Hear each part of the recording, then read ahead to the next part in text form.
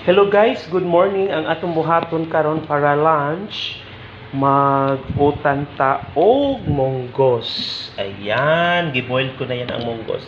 Tapos, lalagyan natin ng talbos ng kamote. Oo, dalawang klase yung kamote na binili ko. Yung pula at saka green. At saka may ulok, ulok na ba? May alagbati pa. Oh, para lunch yan, no? So, sino ang magluluto nito? Ikaw o si Mark Jan? Hindi. Anong depende? Sino? Ang pagkakaalam ko, mas magaling si Mark Jan magluto kaysa iyo. Ikaw, wala kang binatbat.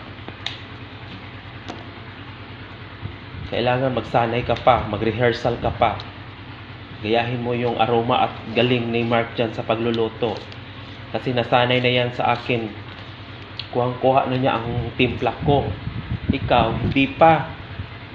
Gumagawa ka ng sauce mo, sariling ulam mo. Ang dami-daming, akala mo kung ilang barangay ang kakain sa ginagawa mong sauce. Sinayang mo lang yung tuyo. Dapat kung gumagawa ka ng sauce mo, yung gagawin mong ulam, dapat isang baso lang kasi, or either dalawang baso, kasi ikaw lang ang kakain.